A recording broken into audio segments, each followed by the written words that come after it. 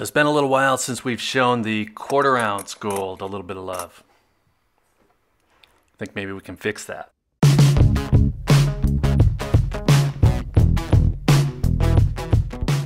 Okay, so I picked up a 1/4 ounce American Gold Eagle this week. Actually, I bought it last week, but it just showed up. This is my first 1/4 ounce American Gold Eagle in over a year. I picked up some other 1/4 ounce gold coins, but I haven't been buying the 1/4 ounce Eagles because of the premiums. And that premium alone, it probably wouldn't be enough to stop me from buying, but since I've been buying more than a 1/4 ounce of gold each month, it just doesn't make sense to pay the higher premiums. And if you're buying them, I totally get it. I've actually kicked around buying them again myself, but part of that is just because I'm looking for a new goal, and then part of it is that it's an easier purchase when I'm not sure what the price of gold is going to do. And on that price topic, real quick, I ran a poll asking people, what comes first, $1,800 gold or $1,700 gold? And of the 2,000 respondents, 66% voted for $1,700 gold. And then in follow-up comments, more than a few people mentioned that we were well on our way to $1,600 gold, probably even $1,500 gold. And it's not just a few commenters here and there. Kitco, who we all know should be pretty tuned into the market, just ran an article talking about $1,500 gold by the end of 2022. Now this was a day or two before the recent run. And you could say that they were just quoting somebody from the ABN AMRO, but it clearly fit a specific narrative for them. It was the popular fad topic. But right after that article ran, we hit $1,800 again. So we got our answer to the poll. And we also got an answer to how well all of us, Kitco included, are able to predict price movement. It's not very good. Now for the record, I said $1,800, but I definitely wasn't expecting that to happen this week. But also for the record, I've been assuming that we'll see lower prices next year. I'm also assuming that after those lower prices, we'll of course see higher prices again moving forward.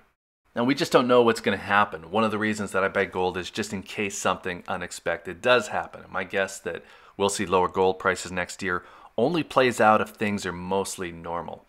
No wars, no pandemics, no black swans. And if things do get crazy, well, the price of gold goes up.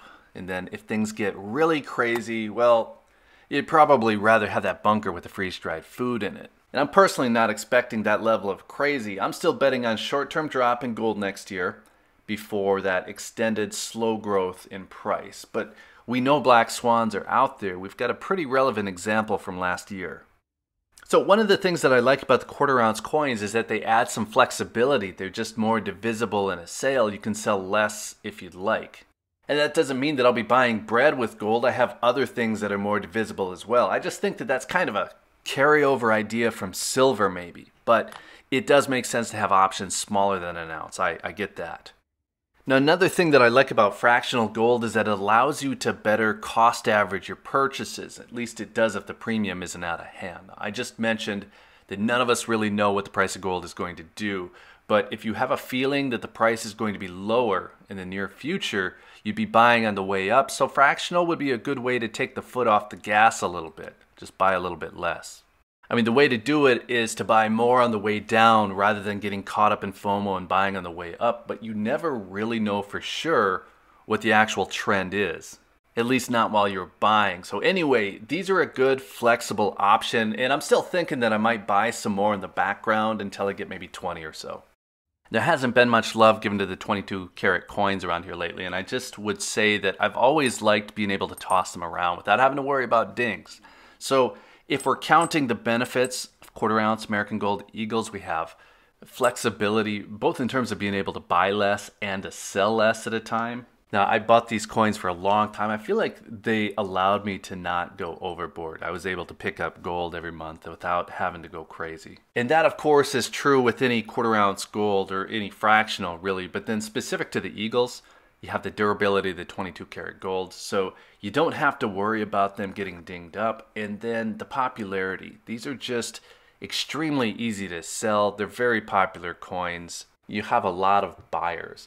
Now the downsides, really just the premium, and then to a certain extent the size. If you're used to buying only 1 ounce coins, these will seem small.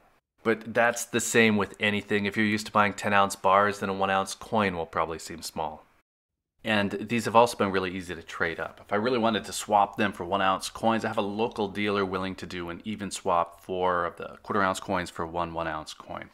And that means that I'd be giving up the premium that I put into the 1/4 ounce coins. The premium on a 1/4 ounce coin is higher than the premium on a 1 ounce coin. So if I was going to do that even swap, I'd be losing a little bit of that cost.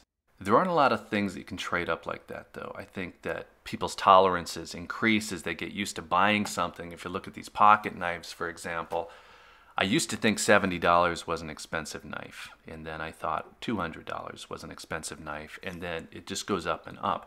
Now, to get to the expensive pocket knife, I've bought a $70 knife, I bought a $200 knife, and then I get the one that I really wanted, or the one that I eventually find out that I want. My point there is just that I wasn't able to trade up. I had to buy each one along the way, so I spent a lot more to get to the one that I ultimately wanted. So these still seem like a pretty good option to me, assuming that you can either find a decent premium or you weren't really concerned about it. I want to say that JM Bullion had these for 16 or 17% premium, and that was about the best I could find at the time, but I know there are much better deals than that if you're patient.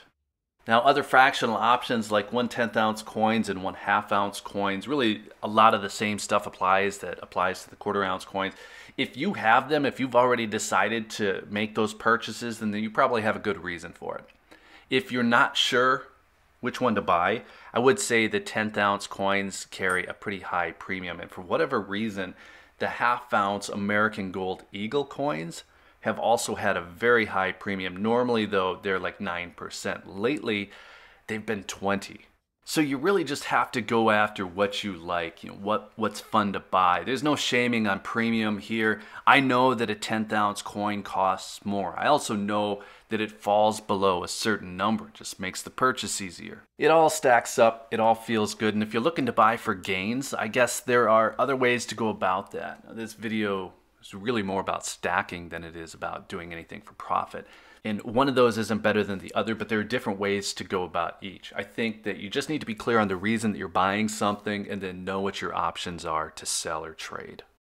A good example of that distinction is the reverse proof 2-coin set from the United States Mint. I just got these in as well, and I'm not entirely sure what I'm going to do with them yet. This isn't my normal kind of purchase. It's definitely not something that you would stack for weight.